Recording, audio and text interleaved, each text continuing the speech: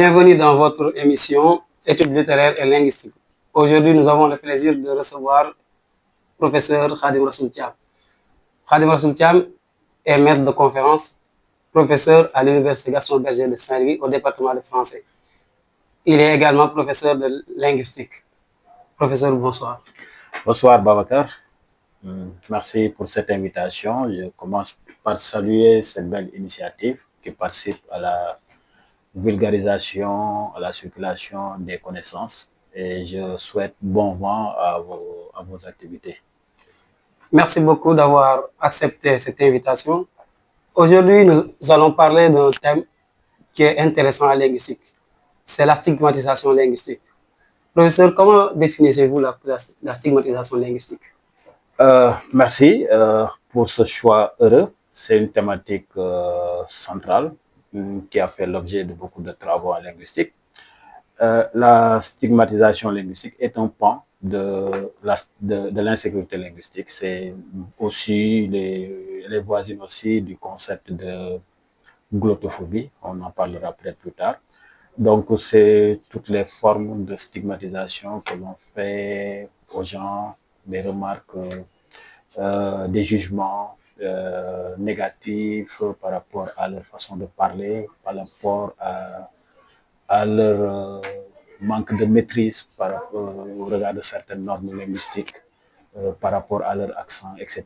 Donc, c'est des formes de stigmatisation qu'ils subissent et qui peuvent avoir des incidences qu'on peut situer au niveau justement de l'insécurité linguistique, qui peut les mettre donc en insécurité, qui peuvent aussi se situer aussi au niveau de la glottophobie. Donc, on peut retenir que la stigmatisation, c'est un phénomène qui est lié à la glottophobie, au concept de glottophobie.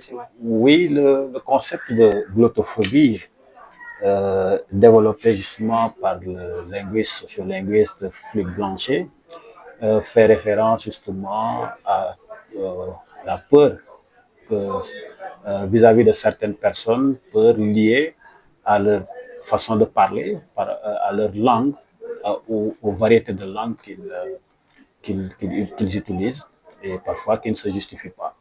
Le fait juste qu'une personne vienne, vous parle et à partir de son accent ou de sa façon de parler, que vous ayez tendance à vous méfier de lui, à le situer d'un certain bord, à le considérer comme un vagabond, etc., ou à le considérer comme un étranger ou comme appartenant à tel, à le juger négativement. C'est cette peur-là qu'on appelle glottophobie. Est-ce que les risques de langue peuvent être considérés comme une forme de glottophobie? Oui, ça peut être lié au registre de langue, ça peut être lié à la langue tout court. Une personne qui parle une langue différente de vous, parfois, et que vous commencez à prendre de la distance parce que justement, cette langue, vous ne la connaissez pas ou vous avez des jugements négatifs sur cette langue-là. Donc, ça peut aussi être lié à la glottophobie, mais ça peut juste être une variété de la même langue. Le fait que, par exemple, quelqu'un parle un Wolof de la banlieue et que vous commencez à le considérer comme un bandit, etc., et que vous prenez de l'écart vis-à-vis de cette personne, c'est de la glottophobie, c'est de la peur générée par la langue. Pouvons-nous savoir comment se manifeste la stigmatisation linguistique? Alors, la stigmatisation linguistique, c'est des jugements. C'est des jugements que l'on porte vis-à-vis de personnes parlant une langue ou parlant une variété d'une langue par rapport justement à leur manière de parler la langue.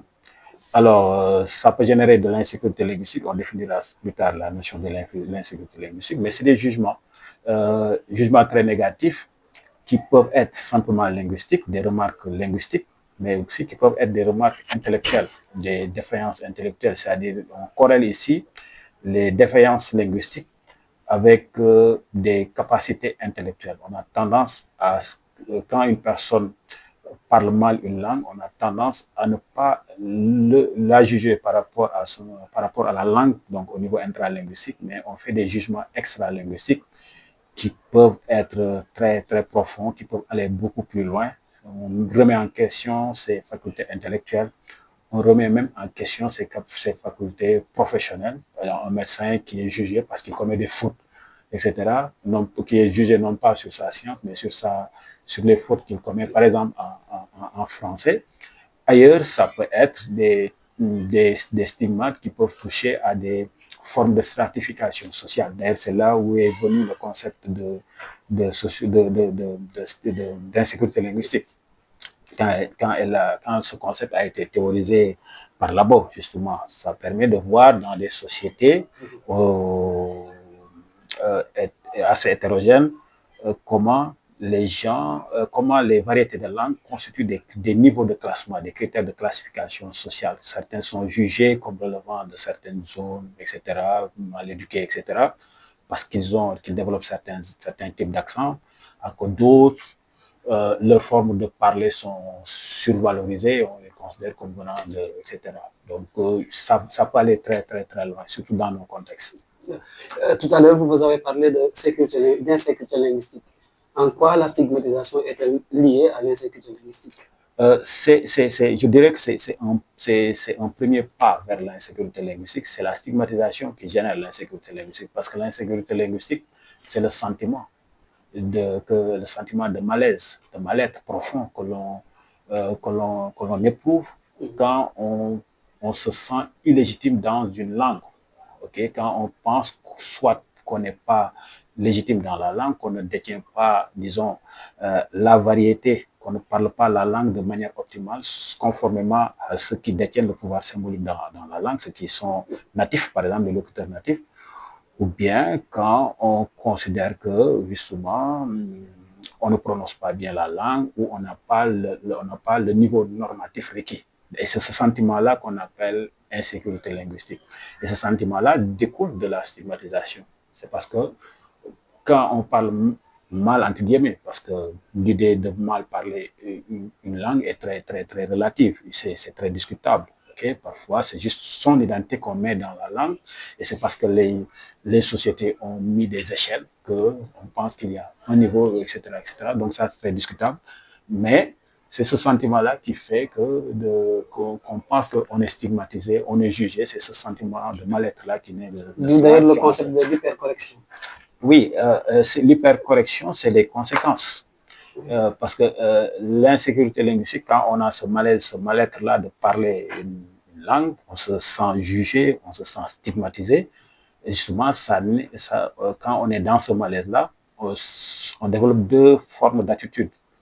La première attitude, qui est peut-être la plus extrême, c'est le silence. C'est-à-dire refuser de prendre la parole par peur d'être stigmatisé, par peur de dévoiler ses limites linguistiques, entre guillemets, et par peur d'être donc jugé. Et donc, c'est ce qui arrive, par exemple, à beaucoup de nos étudiants qui refusent qui ont leur avis à donner, mais puisque certains cours se déroulent en français, justement, ils ont peur de prendre la parole. Et des études ont même montré que ça arrive plus aux filles. Okay? On pense que c'est de la timidité, alors que c'est lié à l'insécurité linguistique. Ils ont des choses à dire, ils ont peur de le dire, non pas pour des raisons liées à la timidité ou autre chose, mais justement pour ne pas parce qu'ils manquent de confiance par rapport à la langue qui véhicule les connaissances. Maintenant, l'hypercorrection, c'est l'autre versant. Okay? L'hypercorrection, c'est justement parce qu'on ne se sent pas légitime dans une langue, qu'on se sent en insécurité, qu'on développe une forme d'hypercorrection. On a tendance à utiliser des formes complexes parce qu'on a des choses à prouver dans la langue. Et malheureusement, cette envie de prouver, d'en faire un peu plus, okay, nous conduit souvent à perdre nos mots, à cafouiller ou même à commettre des fautes beaucoup plus graves ou à tenir des discours qui ne sont peut-être pas... On recourt à des mots rares, alors des mots rares, archaïques même, etc., des constructions complexes, le passé du subjonctif, l'imparfait du subjonctif, etc., donc des choses qui ne s'utilisent plus. Donc, voilà un peu. Donc, l'hypercorrection est une forme d'insécurité, et en tout cas le signe d'une forme d'insécurité linguistique. Finalement, n'est-ce pas une forme de violence exercée sur les autres, peut-être une violence symbolique? Oui, c'est une violence symbolique parce que cela montre que dans la langue, ou entre les langues, il y a des rapports de force, des rapports de domination qui ne sont pas linguistiques, mais qui sont construits par le social. Okay? Dans les théories de Bourdieu, c'est c'est la question des pouvoirs symboliques. Okay? On se rend compte que c'est toujours des communautés qui se positionnent sur le plan hiérarchique, qui se considèrent comme supérieurs par rapport aux autres, qui leur imposent une façon de parler, qui leur imposent une langue, et si ce n'est pas une langue, qui leur impose, si elles partagent la même langue, qui leur impose une façon de parler la langue. Et si on situe la problématique au niveau du français, on sait que le français, historiquement, c'est pas moi qui le dis, ça c'est des linguistes qui nous dit, le français, historiquement, est une langue insécurisante. Ça, c'est dans l'histoire même du français. La forme du français que nous utilisons, que nous parlons, est un français, est un type de français imposé, est une variété imposée, justement par une communauté sur d'autres communautés. Et donc, c'est dans l'ADN même du français, l'insécurité linguistique. Maintenant, il faut voir comment développer des mécanismes pour éviter cela, des mécanismes de bientraitance. Et dans nos contextes, c'est beaucoup plus compliqué. Okay. Donc, la stigmatisation linguistique, finalement, c'est une forme de discrimination ou une forme de correction? À la base, c'est ce qui aurait dû être une correction subtile qui devient une stigmatisation.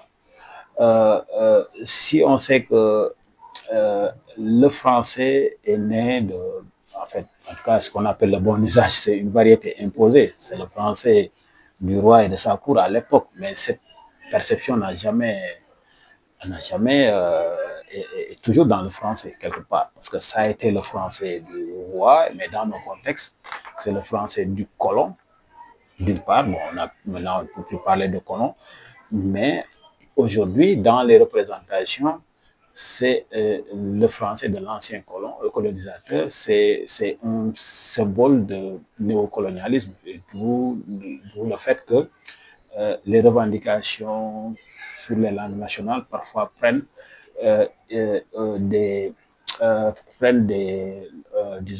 se muent en une critique contre le français dans les théories du remplacement. Pourquoi ne pas remplacer le français, etc., par nos langues, etc., alors que toutes les langues peuvent évoluer ensemble.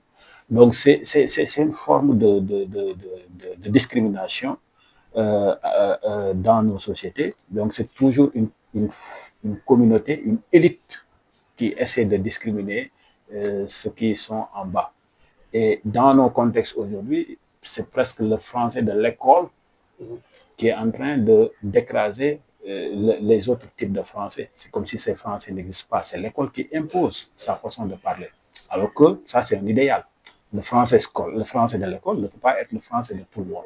C'est ça, on dirait que c'est la particularité du Sénégal, parmi les pays africains peut-être. Bon, oui, c'est pas tous les pays africains, mais peut-être si on compare le Sénégal avec la Côte d'Ivoire, un peu avec le Gabon, parce que c'est des pays où il n'y a pas eu une langue nationale qui a eu la chance de se transformer en une puissante langue véhiculaire. Bon, pour ne pas être très déroutant, la langue véhiculaire, c'est la langue qui peut assurer l'intercompréhension entre les communautés, des communautés ethniques par exemple, ou des communautés linguistiques différentes. Okay? Donc, c'est une langue pont, okay, qui va assurer l'intercompréhension. Et donc, au Sénégal, on a eu la chance, entre guillemets, c'est discutable de parler de chance, mais on a eu l'opportunité d'avoir le Wolof qui peut jouer ce rôle-là de manière générale. Encore qu'il y a plusieurs langues véhiculaires selon les contextes spécifiques. Okay? Par exemple, en Casamance ou au Fouta, etc., etc. Donc, on a une super langue locale qui est devenue véhiculaire, alors qu'en Côte d'Ivoire, par exemple, il n'y a pas de langue nationale. C'est le français de la rue qui s'est développé, qui est devenu la langue véhiculaire. Donc, on est à peu près dans ces situations-là, mais ça, c'est pas spécifique au Sénégal. Je pense qu'au Mali aussi, quoi qu'on puisse dire, le bamanka est devenu une langue très, très puissante, etc. Maintenant, ce qui se passe au Sénégal, c'est qu'il y a le fait que le Wolof soit la langue véhiculaire, ça implique que les gens pensent qu'il n'y a qu'un seul type de français, c'est le français scolaire. Dans les rues, c'est le Wolof. Et donc, on a tendance à imposer ce type de français à tout le monde. Or, ça, c'est impossible. Ce français super normé, que le français de Victor Hugo, tout le monde ne peut pas le parler. Et malheureusement, tout le monde est jugé par rapport à ce niveau de français-là. Et quand on commet des fautes, justement, c'est ces facultés intellectuelles qui sont remises en question.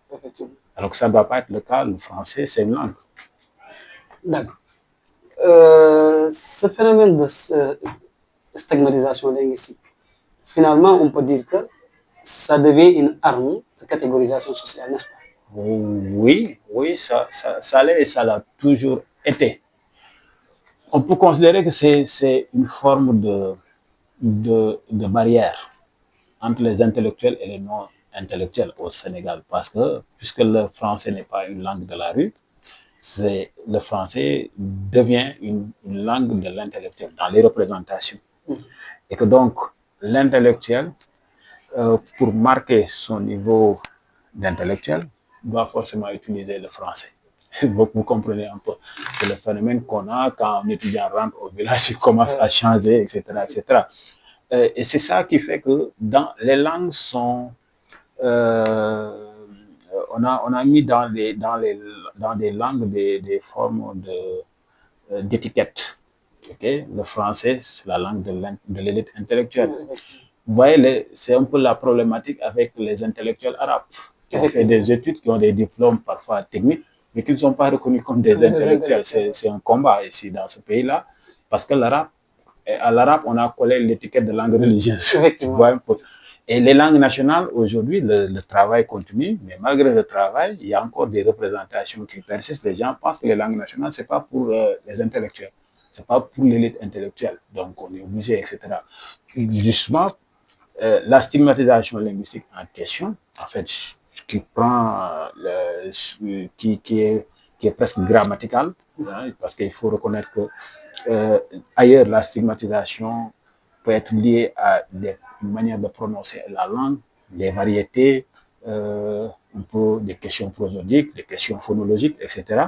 Mais au Sénégal, par rapport au français, la stigmatisation, elle est linguistique, elle est grammaticale, elle est normative. Les gens sont stigmatisés par rapport aux fautes de langue qu'ils commettent. Okay? Pas seulement par rapport à des questions de prononciation. Et cette stigmatisation n'existe qu'en français au Sénégal. En Wolof, en Sérère, etc., vous pouvez parler comme bon vous semble. Okay? Donc, c'est la preuve qu'il y a une sorte de barrière parce que c'est en relation avec le niveau intellectuel. C'est le niveau intellectuel que l'on mesure avec le niveau de langue en français seulement.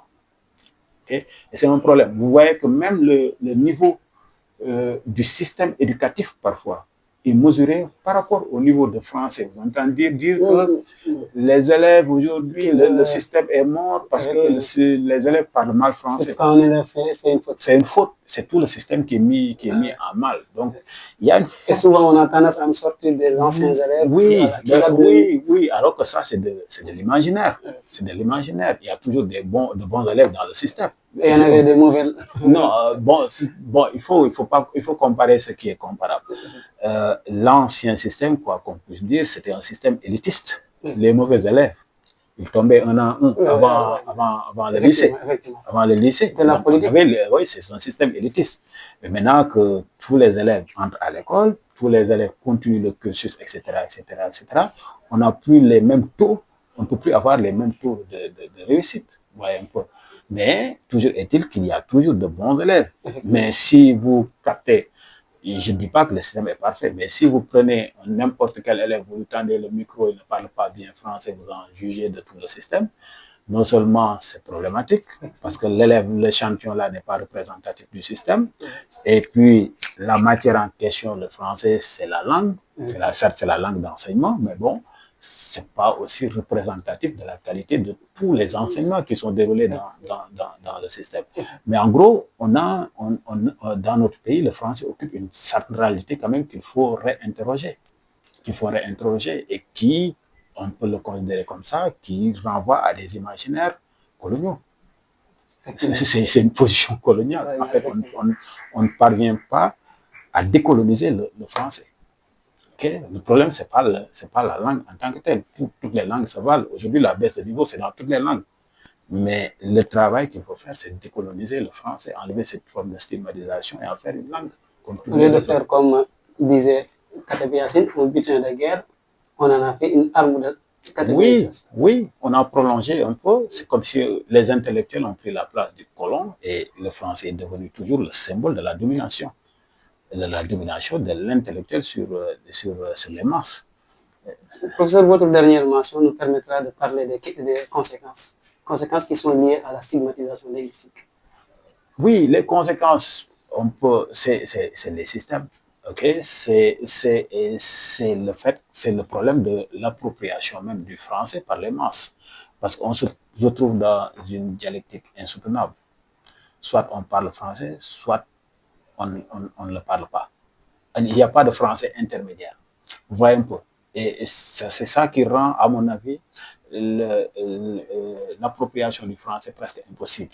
Parce que le hiatus est trop grand entre passer directement du Wolof au français. Il n'y a pas de langue intermédiaire. Ça peut créer des méfiances pour des élèves qui sont peut-être intelligents. Oui, non, on perd.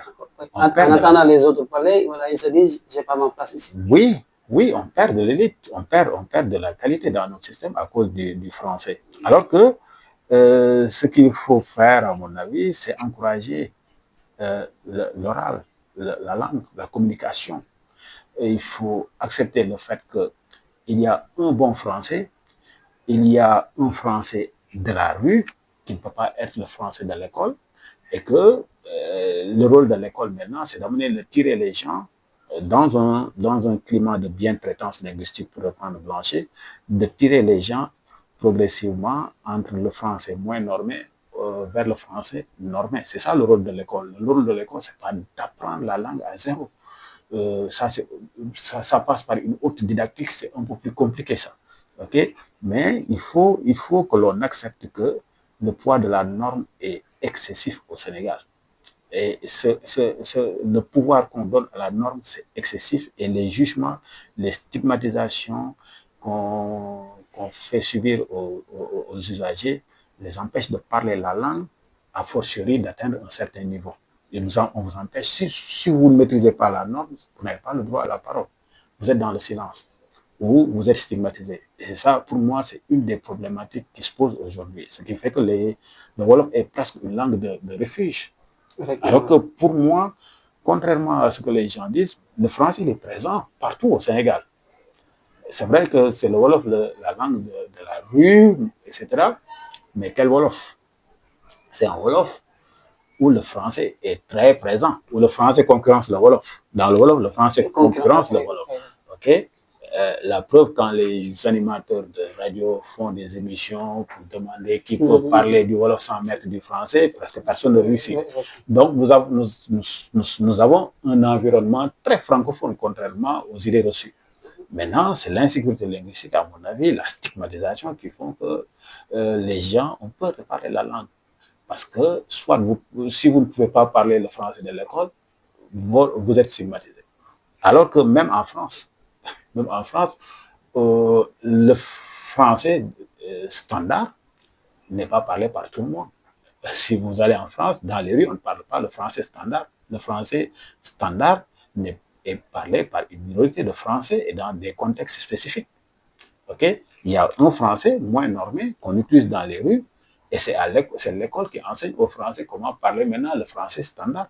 Mais ici, notre problématique, c'est qu'on veut que tout le monde, dans toutes les circonstances, dans les rues, partout, parle un bon français au risque de se faire juger, au risque de se faire stigmatiser. Et même, je constate que même en littérature, et bon romancier, celui qui manie mieux la langue, même si les thématiques ne sont pas du tout riches.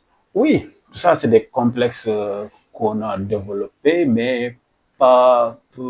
Oui, je pense que c'est les premières générations, mais aujourd'hui, puis on peut comprendre aussi que pour les premières générations, il n'y avait pas d'autres alternatives. On ne pouvait pas écrire en langue nationale. Personne ne pouvait les lire, etc. Il y a le problème de la diffusion, il y a le problème de l'édition, etc. Donc, on peut considérer que techniquement, c'est compliqué. Il y a aussi, pourquoi je parle aussi plus complexe, c'est des questions de reconnaissance. Il faut être reconnu de l'autre côté, etc. Et sans compter le niveau intellectuel de nos peuples, très peu de gens lisaient. Ce n'est pas un hasard si Sembène, à un moment donné, a choisi le cinéma qui lui semblait beaucoup plus porteur. Mais aujourd'hui, force est de constater que nos écrivains sont dans de bonnes dynamiques, sont en train de développer des corpus intéressants pour nos langues locales, même s'il reste encore du chemin. Mais il faudra toujours traduire en français pour, même si nous prenons le cas de Boubacar Boris Diop. Oui, ces textes publiés en français sont mieux connus que ceux publiés en oui, c'est pour être lu et compris. Et être connu de la critique aussi, ça c'est important. Mais cela n'empêche pas qu'on doit progressivement constituer des corpus dans nos langues. Parce que les corpus, on parle toujours de mettre en place une grammaire, de mettre en place l'orthographe, c'est déjà fait, etc., de travailler à la valorisation, etc. Mais les corpus littéraires, c'est fondamental. On ne peut pas développer une langue sans qu'il n'y ait rien à lire. Vous voyez un peu. Et si on apprend la langue, on n'a rien à lire, on ne lit pas la langue dans les rues, etc., on ne peut pas développer une langue comme ça. Donc, le développement de la langue, ça passe par plusieurs stratégies et les écrivains ont leur rôle à jouer. Pour rappel, quand le français a été officialisé, le français n'était pas une langue prête. Il y a eu le concours de plusieurs acteurs, dont les écrivains, justement, vous connaissez bien les écrivains de la Pléiade, qui ont commencé à écrire en français. En fait, ça existait avant, mais bon, qui ont quand même commencé à enrichir la langue, à travailler la langue, à enrichir les corpus, à faire de la traduction, à faire de l'adaptation des œuvres anciennes, etc., pour que le français puisse disposer de corpus extrêmement importants. Revenons, professeur, sur la stigmatisation linguistique. Vous avez mentionné la problématique de l'accent. Par exemple, ici au Sénégal, nous avons tendance à stigmatiser les autres nationalités, comme quoi ils ont un accent, entre guillemets, bizarre. Est-ce que nous n'avons pas d'accent au Sénégal? Ben si. Pourquoi on ne le sent pas? Ou c'est à l'autre de le sentir? Je vous renvoie à cette petite anecdote de Annette Boudreau, qui est professeure de linguistique en France, qui est québécoise, qui vit cela, qui a vécu cela et qui vit cela en France, et qui dit qu'à chaque fois que quelqu'un lui dit gentiment, madame, j'adore votre accent en France, parce qu'elle a un accent assez constant. Et elle dit que moi, à chaque fois qu'on me dit cela gentiment, aussi, je réponds, ah oui, merci, mais j'adore aussi le vôtre. Vous voyez, ça, elle le dit aux Français. Et en réalité, c'est pour leur dire que, en réalité, tout le monde a un accent. Ok? Tout le monde a un accent. Les Sénégalais ont un accent. Aujourd'hui, c'est très notoire. Quand vous allez en France, vous parlez, on sait que vous êtes Sénégalais. Mais par quoi on le sait? Parce qu'il y a un accent. Mais l'accent est fait de sorte que c'est les autres qui le perçoivent, pas vous. Et dans nos imaginaires, ça c'est des imaginaires, dans nos imaginaires, c'est l'histoire, c'est notre rapport avec la langue, notre rapport avec la colonisation, la présence de Senghor, tout ça a fait que nous pensons que, bon, les 4 communes bien sûr, nous pensons que vous êtes à Saint-Louis aussi, s'il y a de fortes, etc. Tout ça c'est des imaginaires. C'est ça qui compose les imaginaires. Donc nous pensons que nous sommes plus proches en termes de langue des Français que les autres. Okay? Donc, ça nous amène à les stigmatiser, à les considérer comme des gnacs, encore que ce mot-là, ça veut rien dire, c'est très péjoratif, mais à la base, c'était pas. En fait, c'est la séparation, hein, c'est pour montrer que, voilà, c'est des. Ça renvoie à un mot. Oui, bon, c'est une hypothèse, je ne peux pas le dire scientifiquement, mais ça en a tout l'air. Mais c'est des imaginaires, c'est des choses anciennes, mais disons-nous la vérité. Aujourd'hui, les pays qui portent le français, c'est les pays d'Afrique centrale et quelques pays d'Afrique de l'Ouest, ces gens-là qu'on appelle NAC, et qui parlent très bien français, qui ont de brillants linguistes et qui sont très en avance. Aujourd'hui, la francophonie, c'est la RDC. Le plus grand pays francophone au monde, c'est la RDC, en termes de densité de population, etc., de nombre de francophones. Donc, en Côte d'Ivoire, aujourd'hui, les universités ivoiriennes sont de grandes références. Donc, c'est de l'héritage colonial qu'il faut peut-être qu'il faut complètement combattre et dépasser. combattre, ça nous permet de poser notre dernière question peut-être. Comment lutter contre la stigmatisation linguistique? Alors, il faut justement, je l'ai dit, je le répète, il faut décoloniser le français. Il faut décoloniser le français. Le français a une histoire, comme la colonisation, mais je ne pense pas aujourd'hui quand nous sommes avec des Français, nous ayons des rapports coloniaux. Et je pense que c'est le même type de rapport aussi que nous devons développer avec la langue française. La considérer juste comme une langue, comme nos langues, comme une langue qui peut nous permettre de véhiculer nos connaissances, enlever toute cette charge péjorative, la dimension intellectuelle, la parler et l'enseigner correctement à l'école. Considérer que c'est difficile d'apprendre une langue, toutes les langues, anglais, etc. C'est difficile, que c'est un cursus, qu'on commence une langue par les fautes, par mal parler la langue, et que même si aussi on apprend la langue, on va toujours imprimer notre identité dans la langue. On va toujours, on peut maîtriser la grammaire et tout. Mais moi, je suis en train de parler la langue. Un Français qui m'écoute, il saura que je ne suis pas Français de France. Il faut créer son propre imaginaire linguistique. Oui, en fait, on ne peut pas créer, mais en parlant, on imprime forcément son identité, ses origines, etc. dans la langue. Que ça, c'est personne ne peut enlever ça.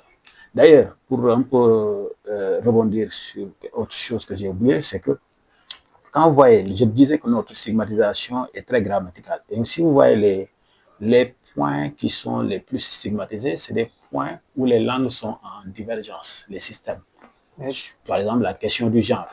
Okay? Les Sénégalais aiment bien se moquer des gens qui se trompent en disant, par exemple, le table. Vous voyez un peu. Or, ce type de genre-là n'existe pas. Ça, c'est le genre, c'est le genre grammatical.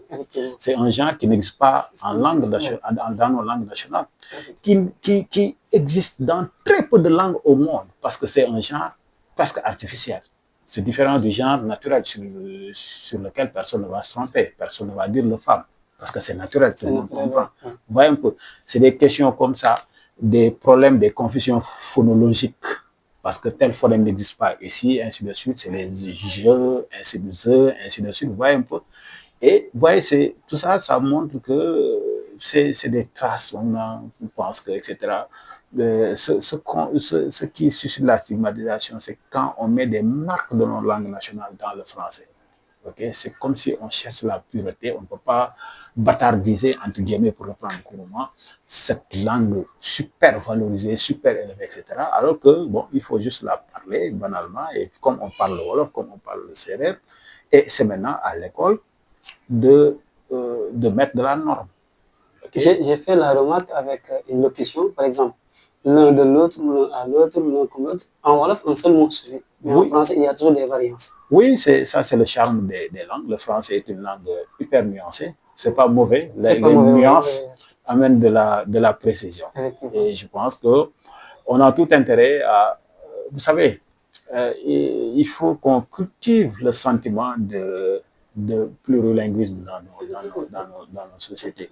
Moi, je vois beaucoup de choses qui circulent sur les réseaux, comment liées à la théorie du remplacement, enlever telle langue, alors que non, il faut cultiver le plurilinguisme. Chaque langue apporte de la nuance, apporte de la richesse. Et on doit, comme aujourd'hui ce qui se fait en Europe, tu vois rarement un étudiant européen maîtriser seulement le français. Il va maîtriser le français, l'anglais et une autre langue vivante.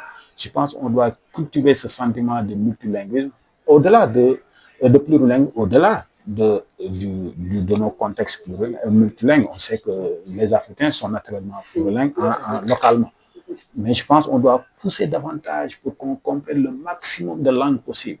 Sans oublier le fait qu'aussi, on doit valoriser nos langues nationales pour que ça soit enseigné à l'école, qu'aucun élève ne puisse faire son cursus, je ne parle même pas de l'université, qu'aucun élève ne puisse faire son cursus sans apprendre les langues nationales, sans maîtriser la grammaire et l'orthographe de nos langues nationales. Et c'est comme ça qu'on aura un citoyen enraciné et ouvert sur le monde. Finalement, pour dire que le multilinguisme est un poids culturel. Oui, c'est plus qu'un poids, c'est le présent et l'avenir du monde. Et ça nous permet d'atterrir au Conseil mondial des... Oui, ça nous permet d'être présents et d'être contributeurs. Merci beaucoup, professeur. Votre dernier mot? Ben, sinon, vous remercier en vous disant que ce débat, je pense, il est important et il est important surtout qu'on puisse vulgariser les échanges, parce que tout ça c'est des sujets sur lesquels on échange dans nos différents cours. Mais il est important justement qu'on puisse vulgariser ces échanges-là, qu'on puisse les partager avec les gens qui ne sont pas à l'université. Voilà, pour nous enrichir nous-mêmes, mais également pour participer à libérer les connaissances dans le pays. Merci beaucoup. Je rappelle que nous étions avec le professeur Khadim Rassoul Thiam, que nous espérons revoir dans de brefs délais, Inch'Allah. Merci à tous. Merci à notre réalisateur, Gilles Souleymane Ndiaye.